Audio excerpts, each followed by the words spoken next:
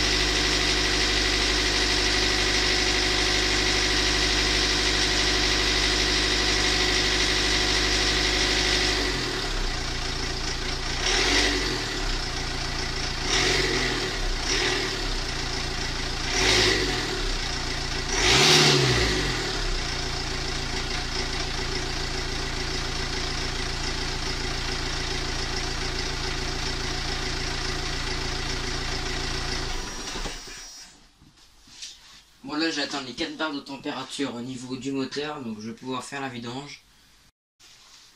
Donc je vais commencer par mettre en dessous la voiture et déboucher le bouchon de vidange. Alors, sur cette voiture qui est le Clio 2 diesel 1,5 litres, c'est du carré, un nouveau carré, alors je sais plus si c'est le petit, non c'est le petit, alors dévisser comme ça, et après il va falloir tirer, dévisser. Je sais pas si vous voyez bien, voilà, donc là il est débloqué, je peux le dévisser à la main. Le bouchon de vidange est bien l'enlever, ok, celui là il était jaune, et je soulève la jauge à huile pour avoir un meilleur flux quand je vidange. Donc là je vais mettre la bassine en dessous et je vais essayer de dévisser en poussant le bouchon pour éviter que l'huile ne coule. Et quand le filet est bien retiré, je tire le bouchon vers moi et normalement ça vient.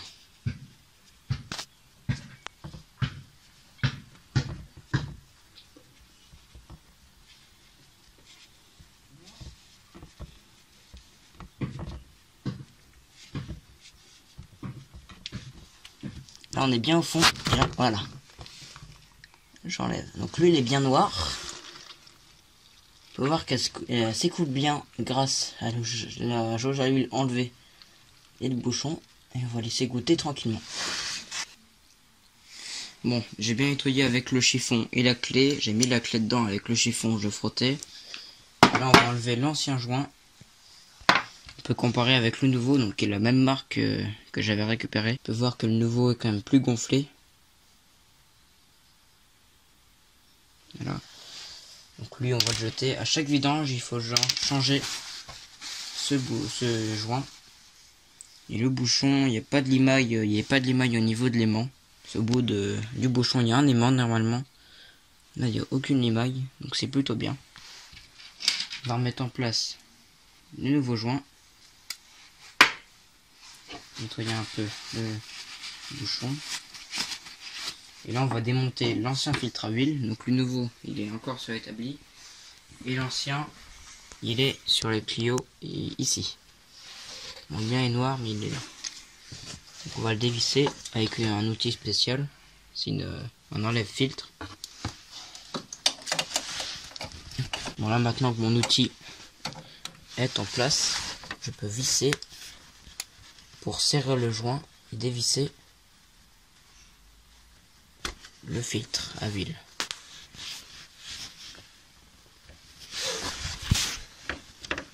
Normalement il est serré à la main.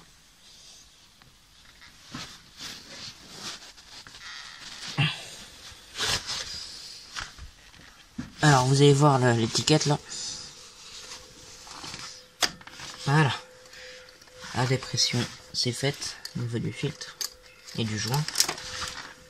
Parce qu'en fait l'année dernière on n'avait pas huilé le joint qu'on l'avait remonté. C'est peut-être pour ça aussi qu'il est si dur cette année. Voilà. On va prendre. Évidemment ça coupe pas. Donc quelle bonne idée. Quelle bonne idée. Et maintenant on va le dévisser sans le faire tourner. Voilà. J'en ai foutu partout, c'est nickel. Vous voyez la couleur de l'huile. Bon. On va mettre ça dans une boîte qui craint rien. Qui sera emmenée à la déchetterie. Et là on va mettre le nouveau filtre. Où on va huiler avec l'huile moteur Kia neuve. Pour que ce soit plus facile à démonter. Parce que là, je vous dis pas la galère. Et avant on va essuyer le plan de joint. C'est vraiment tout propre. On pourrait y aller aussi au nettoyant frein, mais j'en ai pas. C'est bien pratique. Voilà. S'assurer que le filetage est bien correct. Mais c'est vrai, c'est pas abîmé.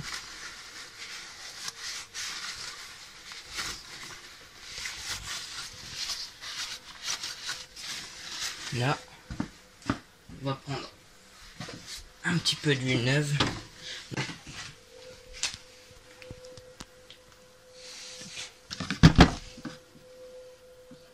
On prend avec le gant, c'est pas trop l'idéal.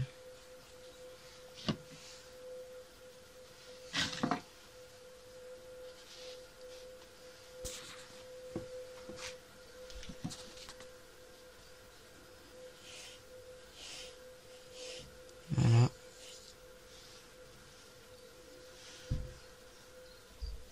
J'en ai bien mis sur le filtre. Maintenant on va le remettre en place. Et on va le serrer qu'à la main.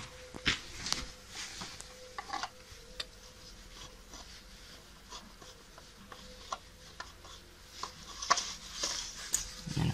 Normalement ça se serre qu'à la main. Hier qu'on serre. Et quand ça bloque.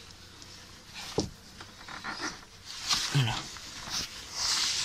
Là c'est bon. Après on va faire un marquage au crayon. Pour moi c'est du crayon noir. Sur le filtre. Par exemple ici. Et en face pour être sûr que quand on roule il ne se desserre pas. Contrôler de temps en temps. Voilà. Un petit plus mais bon au moins pour être sûr que c'est bien serré.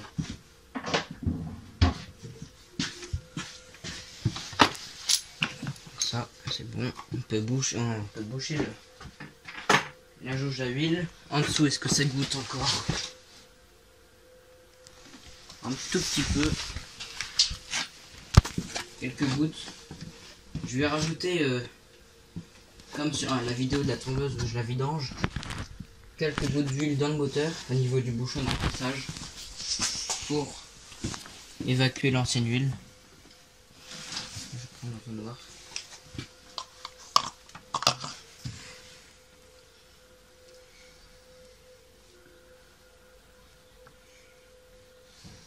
Voilà.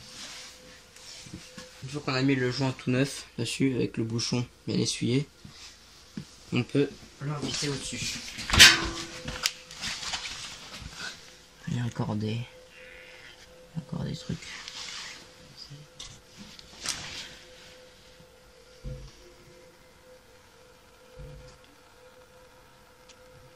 On va laisser goûter, on se retrouve quand ça sera fini. Bon, on va essuyer le contour du bouchon de remplissage et on va remettre le bouchon.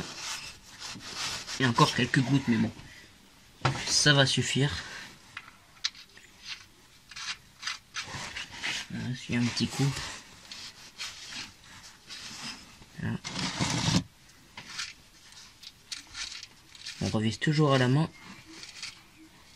au début. Et on va resserrer à la clé.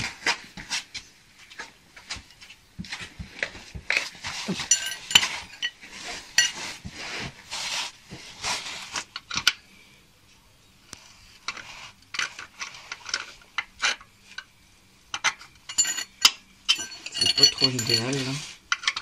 Pour la laisser. Je sais pas le couple de serrage, donc je serre comme ça. Quand ça va sembler être juste, j'arrêterai. Bon, faut pas trop serrer, parce que vu qu'un joint, voilà, ça suffit. Et là, on va mettre l'huile dans le moteur, et ça va être tout.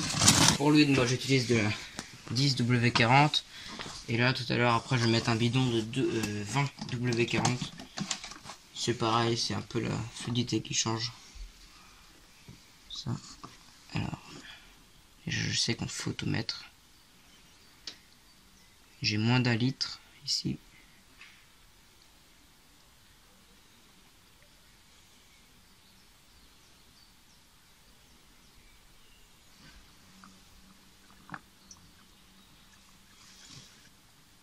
Donc là on a mis l'huile, j'ai vérifié le niveau, on a mis l'huile dans le moteur. On va remettre les caches et les joints. Ce joint là qui vient pour le bouchon de remplissage que j'ai nettoyé, qui vient avant le cache. Et le cache, bon désolé pour la mousse, mais il part un peu en steak haché. Bon, tant pis. Là, la jauge à huile. Il y a un clip ici, un clip là, et un clip ici. Un peu dur à mettre celui-là. Mais là, ça bouge pas. Tout beau, tout propre. On remet le petit bouchon de remplissage. Là. Je vais vérifier le niveau pour vous. Donc, on contrôle. Ça fait au moins 5-7 minutes qu'elle est au repos. On essuie, on plonge et on tire. Elle est ici. Moi je la vois, elle est à peu près vers là. Donc de toute façon après il y a le filtre à huile aussi qu'on va démarrer à remplir. La pompe à huile. Et voilà, ça va vite descendre.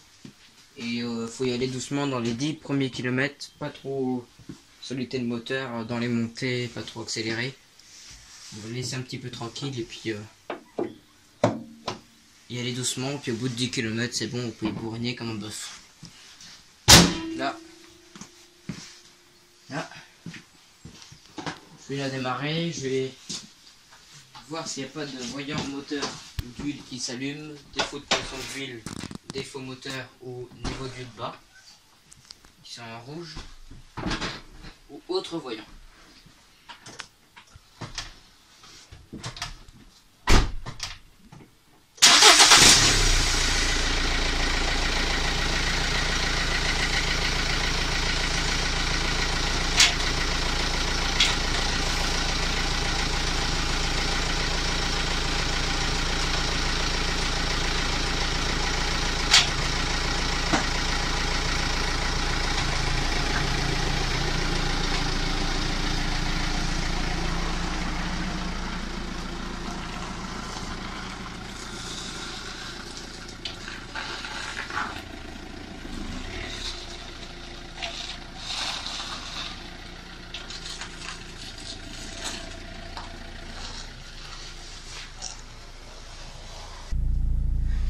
Bon là je vais reculer, on va voir s'il n'y a pas des voyants qui s'allument.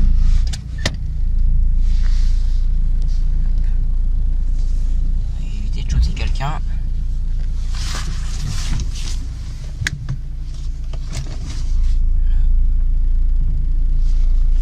Allez au trottoir.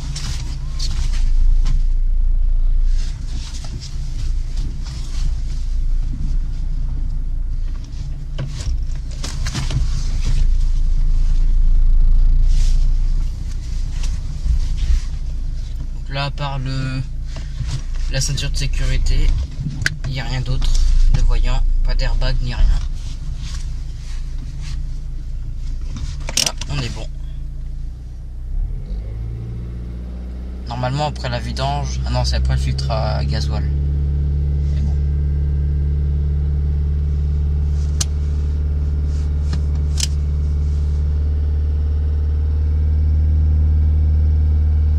Il n'y a toujours pas de voyant.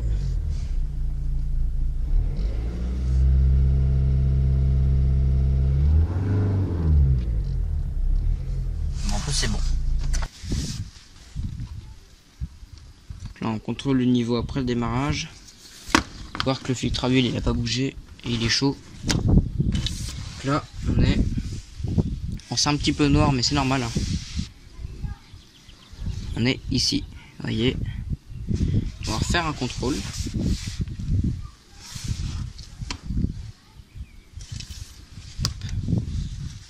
Par la petite trace, on est ici. Un tout petit peu au-dessus. Le max est ici. Et nous on est là. Bon, avec l'usure et puis on va dire que le filtre c'est pas entièrement rempli et la pompe à huile non plus, ça va aller. Ça lui fait pas trop de mal. C'est pas très grave d'avoir trop d'huile non plus.